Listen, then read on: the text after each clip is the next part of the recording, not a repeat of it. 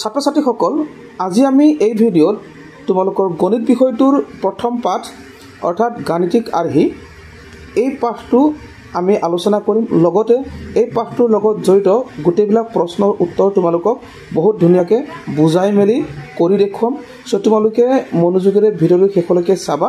আৰু মই তোমালোকক কথা দিছোঁ এই ভিডিঅ'টো চোৱাৰ পিছত তোমালোকে অন্য কোনো ভিডিঅ' চাব নালাগে তোমালোকে বহুত ধুনীয়াকৈ বুজিব পাৰিবা আৰু তোমালোকে নিজেই প্ৰশ্নবিলাকৰ উত্তৰ কৰিব পাৰিবা ঠিক আছে সো আমি দেৰি নকৰাকৈ আৰম্ভ কৰোঁ ইয়াতে তোমালোকে প্ৰথমতে কি দেখিবলৈ পাইছা প্ৰথমতে ইয়াত লিখিছে গাণিতিক আৰ্হি সো আৰ্হি মানে কি আসলে তোমালোকে ধৰিব পাৰিছানে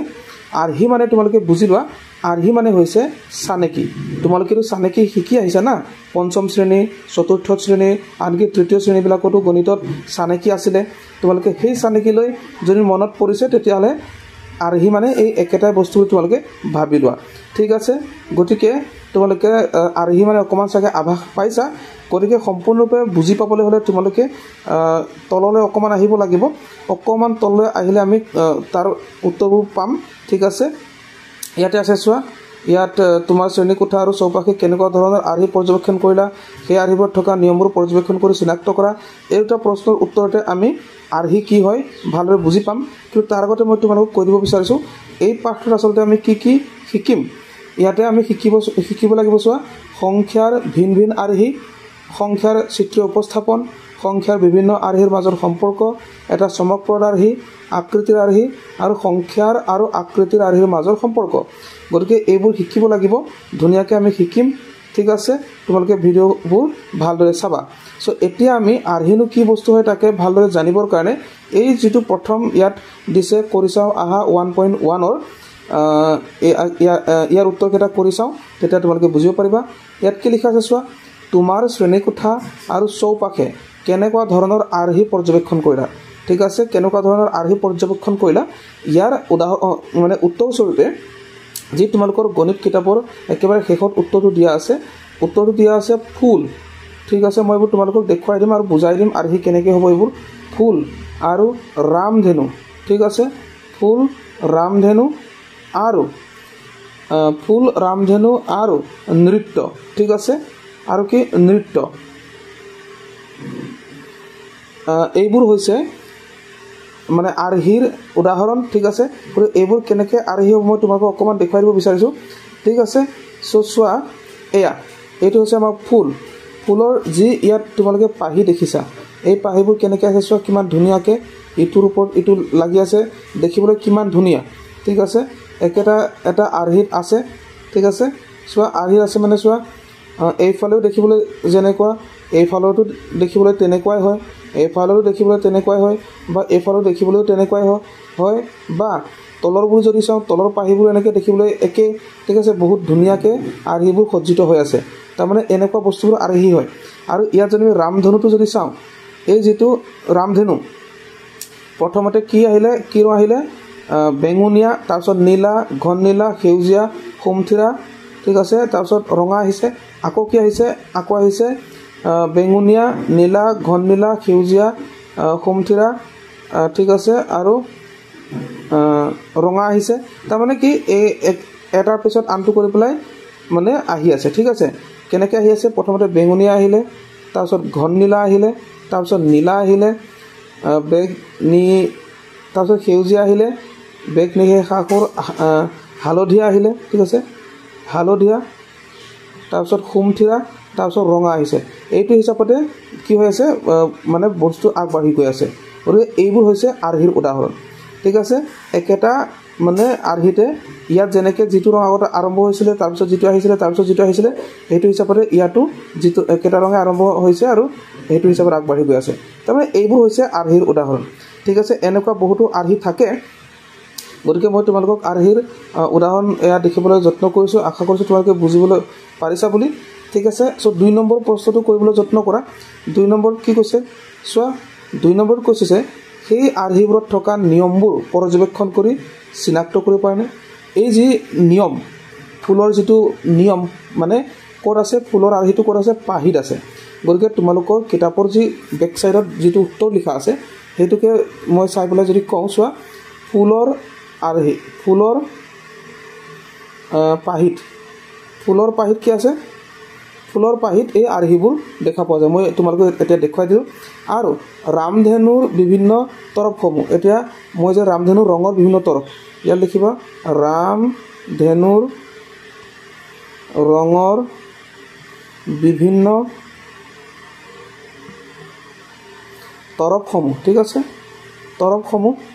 এই বুলি তোমালোকে উত্তৰ লিখিবা ঠিক আছে ৰামধেনুৰ মই তৰফবোৰ দেখুৱাই দিলোঁ তোমালোকক আৰু নৃত্যৰ যিটো কথা কৈছিলোঁ এই নৃত্যৰ যদি চাওঁ নৃত্যত থকা ভংগীমা আৰু নৃত্যত থকা ভংগীমা ওকে নৃত্যত থকা ভংগীমা এইবোৰ হৈছে আৰ্হিৰ নিয়ম ঠিক আছে বা মুদ্ৰা ইয়াত মানে মুদ্ৰা মানে তোমালোকে টকাৰ কথা বুজিলে নহ'ব ইয়াত মুদ্ৰা মানে যিটো নৃত্য কৰোঁতে অৰ্থাৎ নাচোঁতে যিটো এক্টিং কৰে এইটোক মুদ্ৰা বুলি কয় ওকে গতিকে ইয়াৰ উত্তৰটা এই ধৰণৰ হ'ল তোমালোকে ধুনীয়াকৈ বহীত কপি কৰি ল'বা আৰু বুজিবলৈ যদি অসুবিধা পাইছা অকণমান ৰিভাইজ কৰি চোৱা বহুত ধুনীয়াকৈ বুজিব পাৰিবা ওকে চ' ইয়াৰ পিছতে আমি নেক্সট আহিছোঁ নেক্সট কি আছে ইয়াত চোৱা সংখ্যাৰ বিভিন্ন প্ৰকাৰৰ আৰ্হি চ' সংখ্যাৰ আৰ্হিত কি আহিব চোৱা তুমি ইয়াত মন কৰা ইয়াত চোৱা সংখ্যা 1 2 3 4 ডট ডট ডট ডটকৈ আহিছে আকৌ এইটো 0 1 2 3 4 ডট ডট ডটকৈ আহিছে ইয়াত ডট ডট ডট ডট মানে হৈছে এনেকুৱা সংখ্যা গৈ থকা বুজাইছে ঠিক আছে গতিকে কি হ'ব কাহিনীটো ইয়াৰ আগলৈ আৰু সংখ্যা গৈ আছে এইটো আমি গম পাইছোঁ কি সংখ্যা গৈ আছোঁ কি সংখ্যা গৈ আছে কেনেকৈ গম পাবা ইয়াৰ আগৰটো চালে আমি গম পাই যাওঁ যে পিছৰটো আচলতে কি সংখ্যা গৈ আছে চ' ইয়াত 1 2 3 4 তাৰপিছত ডট ডট ডট দিছে মানে 5 6 7 8 এনেকৈ ডট ডট যাব আকৌ এইফালে 0ৰ পৰা আহিলে 0 1 2 3 4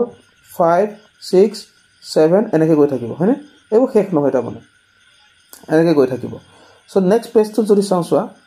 নেক্সট পেজটোত এনেকুৱা এটা আৰ্হি দিয়া আছে সংখ্যাৰ চ' প্ৰথমটো যদি চাওঁ ইয়াত গোটেইবোৰ একে আছে ইয়াত দশমিকৰ পিছত কি আহিব মানে ইয়াত ডট ডট ডট কি আহিব পাৰে ইয়াত একে আহিব কেলৈ একে আহিব কাৰণ আগৰবোৰ যদি লক্ষ্য কৰোঁ আমি গম পাই যাওঁ যে এইটো একে আহিব আৰু পিছৰটো যদি চাওঁ এইটো 1 3 5 7 9 11 13 এইবোৰ অযুগ্ম সংখ্যাৰ আৰ্হি অৰ্থাৎ ইয়াৰ পিছত আহিব 15 17 19 ইত্যাদি কৰি আহিছে এনেকৈ গৈ থাকিব হয়নে আৰু যদি পিছৰটো চাওঁ যুগ্ম সংখ্যা মানে জোৰ থকা সংখ্যা হয়নে অযুগ্ম সংখ্যা মানে জোৰ নথকা সংখ্যা তোমালোকে জানাই চ' জোৰ থকা সংখ্যাবোৰ এনেকৈ গৈ থাকিব 14ৰ পাছত আহিব 16 তাৰপিছত 18 আহিব তাৰপিছত 20 ইত্যাদি কৰি এনেকৈ আহিব আৰু এইটো হৈছে ত্ৰিভুজীয় সংখ্যা চোৱা এইটো হৈছে কি সংখ্যা ত্ৰিভুজীয় সংখ্যা কি হয় ত্ৰিভুজীয় সংখ্যা হৈছে এই সংখ্যাবিলাকেৰে একোটা ত্ৰিভুজ বনাব পাৰে কেনেকৈ চোৱা একটো যদি চাওঁ মই ইয়াত অকণমানকৈ পেজ এটা উলিয়াই লওঁ ওকে তোমালোকে মন দিয়া চ' ইয়াত একটো যদি চাওঁ একটোৰ কাৰণে এটা বিন্দু ল'লোঁ তাৰপিছত কি আহিলে 3টো যদি চাওঁ 3ৰ কাৰণে এনেকৈ 3টা বিন্দু ল'লোঁ 3টা বিন্দু ল'লে আৰু আমি যদি জইন কৰি দিওঁ তেতিয়াহ'লে কি হ'ব এইটো এটা ত্ৰিভুজ বনি যাব ঠিক আছে ঠিক তেনেকৈ 6টো কথা যদি চাওঁ আমি প্ৰথমতে এনেকৈ 3টা বিন্দু ল'লোঁ তাৰপিছত এনেকৈ 2টা তাৰপিছত এটা গোটেই কেইটা বিন্দু হ'ল 6টা বিন্দু হ'ল এই 6টা বিন্দু যদি এনেকৈ লগাই দিওঁ কি বনিলে এটা ত্ৰিভুজ আকৃতি বনিলে সেইকাৰণে এনেকুৱা সংখ্যাবিলাকক ত্ৰিভুজীয় সংখ্যা বুলি কোৱা হয় ঠিক আছে এনেকৈ গৈ থাকিলে কি সংখ্যা আহিব ইয়াত আহিব 36 আহিব এনেকৈ গৈ থাকিব ঠিক আছে মই তোমালোকক এইটো কৰি পেলাই সম্পূৰ্ণ চাৰ্টখন দি দিম ইয়াত তোমালোকে টুকি ল'বা কিন্তু বস্তুটো কেনেকৈ হৈছে এইটো বুজি লোৱাটো বহুত ডাঙৰ কথা ঠিক আছে এনেকৈ তোমালোকে বনাব পাৰিবা চ' নেক্সট আহিলে চোৱা এই 5 নম্বৰটো 1 4 9 16 25 34 এইটো বৰ্গ সংখ্যা মানে কি বৰ্গ সংখ্যা মানে হৈছে চোৱা বৰ্গ সংখ্যা মানে কি মই তোমালোকক কৈ দিছোঁ ধুনীয়াকৈ চ' বৰ্গ সংখ্যা যদি চাওঁ 1ৰ বৰ্গ বুলি ক'লে এইটো এনেকৈ একেটা সংখ্যাকে ইমানবাৰ পূৰণ কৰা ঠিক আছে অৰ্থাৎ একক এক গুণ কৰা একক এক গুণ মানে তেতিয়া 1ৰ বৰ্গ 2ৰ বৰ্গ বুলি ক'লে 2ক 2 গুণ 2ক 2 গুণ কৰাটোৱেই 2ৰ বৰ্গ ঠিক আছে তেতিয়া 4 পাই যাওঁ না আৰু 3ৰ বৰ্গ যদি কওঁ 3ক 3 গুণ কৰা তিনিক 3 গুণ ওকে 3 3 গুণ 9 4 বৰ্গ বুলি যদি কয় 4ক 4 গুণ কৰা ঠিক আছে তেতিয়াহলে যেটো পাবা হেতু তাৰ বৰ্গ বুজি পাইছানে যে 4ক 4 গুণ কৰিলো ঠিক তেনেকৈ 5ক 5 গুণ কৰিব লাগিব তেতিয়াহলে আমি যদি এইটো মন কৰো এই 49 টো কাৰ কিমান গুণ হ'ব এটো 7ৰ 7 গুণ হয় 7 পূৰণ 7 হলে 49 হয় তেনে তাৰ পিছতে কি হ'ব 8 পূৰণ 8 হ'ব 8 গুণ হ'ব 8ৰ বৰ্গ হ'ব তাৰ মানে গতিকে 8 গুণ 64 তেনেকে আহি গৈ থাকিব ঠিক আছে ইয়াৰ পিছত মই তোমালোকক ইয়াত কি কিনো আহিব গোটেইবোৰ মই দেখুৱাই মেলি দি দিম বাৰু ইয়াত গোটেইকেইটা কি আহিব ঠিক আছে তোমালোকে মনোযোগৰে চাই থাকা তাৰ পিছত নেক্সট আহিলে চোৱা 6 নম্বৰটো চোৱা 6 নম্বৰটো ঘন সংখ্যা মানে কি এতিয়া যে আমি একক 1 গুণ কৰিছিলো এবাৰ একক আমি কি কৰিব লাগিব 1 টুকে 3 বাৰ পূৰণ কৰিব লাগিব 3 বাৰ মানে 1 টুকে 3টা পূৰণ কৰিব লাগিব আসলতে এনেকে 1 টুকে 3টা পূৰণ কৰিলে যেটো পাম এটুক একৰ ঘন বুলি কয় অৰ্থাৎ এটো হৈছে একৰ ঘন মানে 1 কিউব ওকে ঠিক আছে এটো কোন ভালকৈ লিখিছো 1 কিউব মানে হৈছে 1 টুকে এনেকে 3টা পূৰণ কৰা এটো একৰ ঘন ঠিক তেনেকৈ 2ৰ ঘন বুলি ক'লে 2 পূৰণ 2 পূৰণ 2 সমান 8 ঠিক তেনেকৈ 3ৰ ঘন বুলি ক'লে 3 পূৰণ 3 পূৰণ 3 অৰ্থাৎ 27 গতিকে এনেকে এই বছৰ প্ৰথম 1 পালো তাৰপিছত 8 পালো তাৰপিছত 27 পালো তাৰপিছত 4 টো কৰিলে আমি 4ক ঘন কৰিলে 64 পাম 5ক ঘন কৰিলে 125 6ক ঘন কৰিলে 216 7ক ঘন কৰিলে 343 এনেকে পাই যাম ঠিক আছে আৰু এটা আহিলে এটো পিছৰটো এটো কৈছে বিৰাহাংক সংখ্যা সো বিৰাহাংক সংখ্যাটো কি হয় এইটো চোৱা এইটো বিৰাহাংক সংখ্যা মানে ইয়াত প্ৰথম 1 আৰু 2 1 আৰু 2 টো যদি যোগ কৰা কি পাবা 3 পাবা তাৰ পিছত 2 আৰু 3 টো চোৱা 2 আৰু 3 টো যোগ কৰিলে কি পাবা 5 পাবা ঠিক আছে আৰু 3 আৰু 5 টো যোগ কৰিলে কি পাবা 3 আৰু 5 টো যোগ কৰিলে 8 পাম তাৰ মানে আগৰ দুটা যদি যোগ কৰা তেতিয়া পিছৰটো পোৱা যায়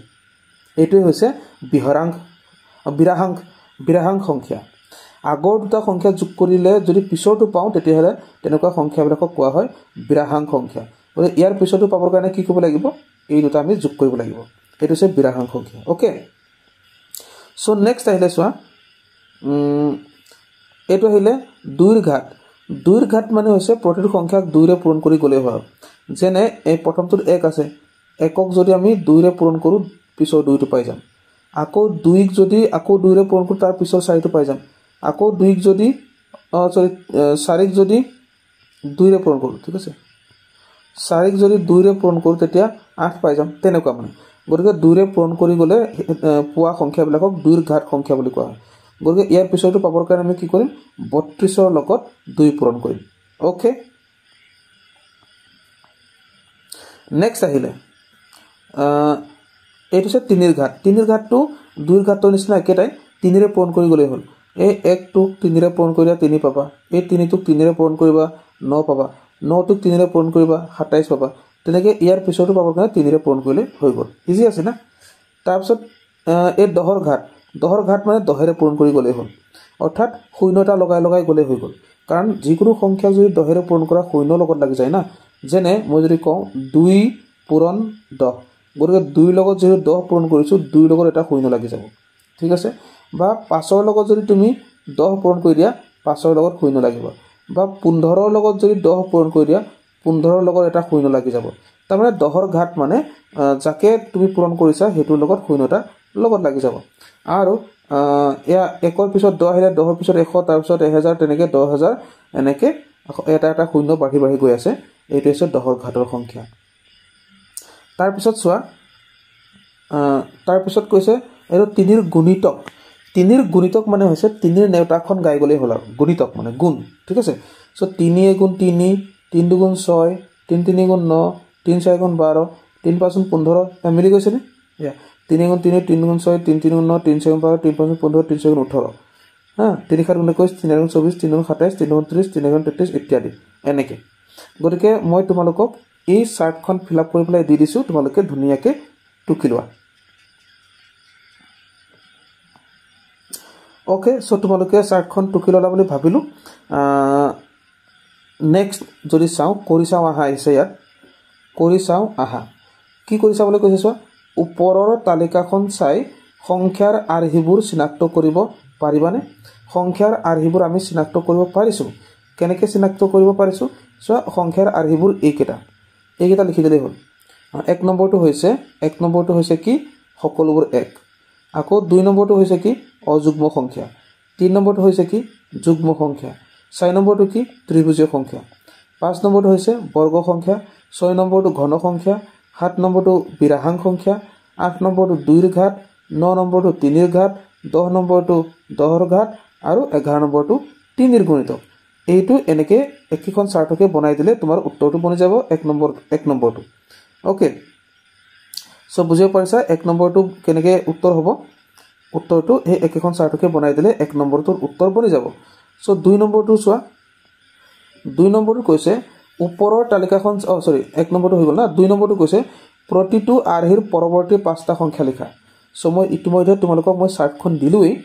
ঠিক আছে। সেই চাৰ্টখনেই হৈছে ইয়াৰ উত্তৰ। মই তোমালোকক যিখন চাৰ্ট এতিয়া ফিল আপ কৰি দি দিলোঁ সেইখনেই হৈছে ইয়াৰ উত্তৰ, 2 নম্বৰটোৰ উত্তৰ, ঠিক আছে। তাৰপিছত চোৱা, সংখ্যাৰ আন কিছুমান আৰ্হি লিখিবলৈ যত্ন কৰা। সংখ্যাৰ আন কিছুমান আৰ্হি যদি লিখিবলৈ যত্ন কৰা তেতিয়াহ'লে কি কৰিব পাৰা? স্বাভাৱিক সংখ্যাৰ আৰ্হি লিখিব পাৰা এনেকৈ, বোলে 1, 2, 3, 4 এনেকৈ ... অ'কে, এইটো 1 নম্বৰ। আকৌ 2 নম্বৰত যদি লিখা, ইয়াত যেনেকৈ ইয়াত 3ৰ গুণিতক আছে না, 3ৰ গুণিতক আছে, তুমি 2ৰ গুণিতক লিখিব পাৰা। 2ৰ গুণিতক যেনে 2 × 2, 2ৰ গুণিতক হ'লে 2 মানে যুগ্ম সংখ্যা হৈ যাব। 2 আৰু যিহেতু যুগ্ম সংখ্যাটো ইয়াত আছেই, গতিকে এইটো আমি নিলিখোঁ, বেলেগ বুলি কৈছে না, ইয়াত আন কিছুমান আৰ্হি বুলি কৈছে, সেইকাৰণে আমি এনেকুৱা কৰোঁ, 5ৰ লিখোঁ, 5ৰ গুণিতক, ঠিক আছে। 5 × 5, 5 × 2 = 10, 5 × 3 = 15, 5 × 4 = 20 ইত্যাদি কৰি পেলাই এনেকৈ গুচি গ'লে হৈ গ'ল, ঠিক আছে। আৰু বনাব পৰা একো কথা নাই, এনেকুৱা ঢেৰ সংখ্যা তোমালোকে বনাব পাৰা। অ'কে, চ' নেক্সট আহিলে আটাইতকৈ সৰু স্বাভাৱিক সংখ্যাটো কি? ইয়াৰ উত্তৰটো চাগে তোমালোকে জানাই। আটাইতকৈ সৰু স্বাভাৱিক সংখ্যাটো কি বাৰু? আটাইতকৈ সৰু স্বাভাৱিক সংখ্যাটো হৈছে 1। ইয়াৰ উত্তৰটো হৈছে 1, ঠিক আছে। গতিকে ইমানলৈকে তোমালোকে ধুনীয়াকৈ বুজিব পাৰিছা বুলি ভাবিছোঁ। আৰু তোমালোকে যদি ভাল পাইছা ভিডিঅ'টো লাইক কৰিবা।